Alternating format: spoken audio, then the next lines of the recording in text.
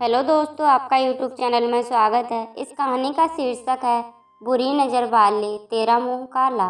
एक बार की बात है, एक बहुत ही गरीब परिवार की लड़की थी जिसका नाम कोमल था। उसके पिता ऑटो चलाते थे और माँ गृहिणी थी। जब कोमल छोटी थी तब उसके पिता ने उसकी पढ़ाई की फीस के लिए ऑटो चलाना शुरू किया।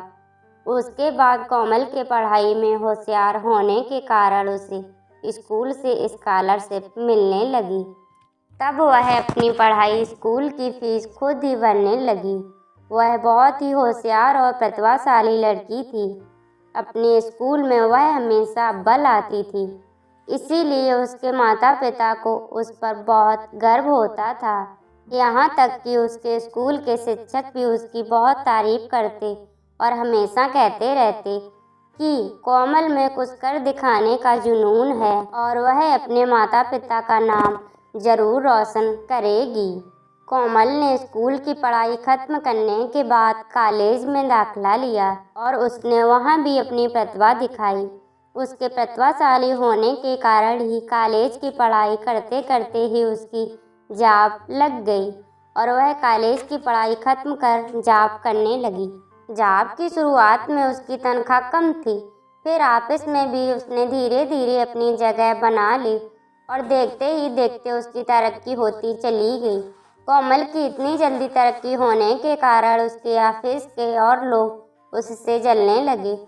उसे हमेशा नीचा दिखाने की कोशिश करते और उससे कहते कि तुम्हारी इतनी औकात नहीं है, किंतु वह बिना डरे अपना काम करती रहती और उसके काम को देखते हुए उसकी तरक्की होती रहती।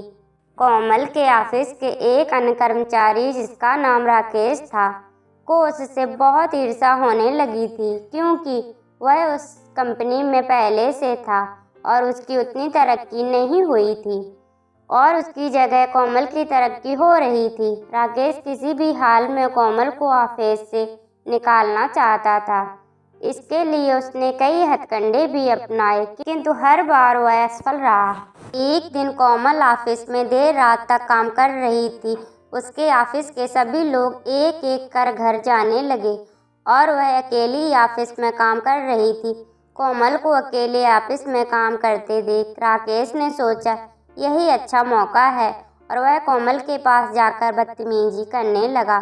कोमल ने उसे मना करने की बहुत कोशिश की, किंतु वह उसकी बात ना सुनता।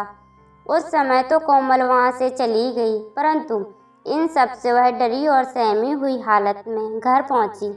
घर पहुंचते ही उसने अपने आप को कमरे में बंद कर लिया। दूसरी तरफ राकेश यह सोचने लगा कि कोमल अब डर के कारण ऑफिस नहीं आएगी और जिससे उसको इस जॉब से निकाल दिया जाएगा। राकेश ऐसा पहले भी कई लड़कियों के साथ कर चुका था और वे सारी लड़कियां अपनी बदनामी के डर से कुछ न कहते हुए जॉब छोड़कर चली जाती हैं। अगले दिन कोमल सुबह उठी और ऑफिस जाने से मना करने लगी।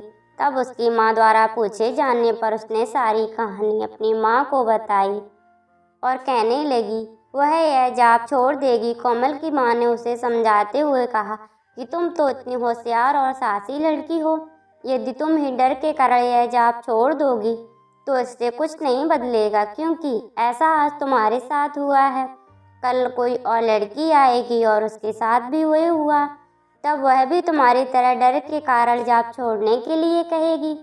लेकिन इससे राकेश जैसे लोगों को बढ़ावा मिलता रहेगा और वे लड़कियों को अपने हाथों की कठपुतली समझते रहेंगे। कोमल की माँ ने कोमल को ऑफिस जाने के लिए हिम्मत देते हुए कहा कि तुम्हें ऑफिस जाना चाहिए और उस आदमी का सामना कर उसके खिलाफ लड़ना चाहिए, ताकि तुम्हारे जैसी कोई और लड़की को इस मुश्किल का सामना ना करना पड़े। कोमल की माँ द्वारा समझाए जाने पर कोमल ने हिम्मत करते हुए ऑफिस जाने का फैसला किया और वह ऑफिस चली गई।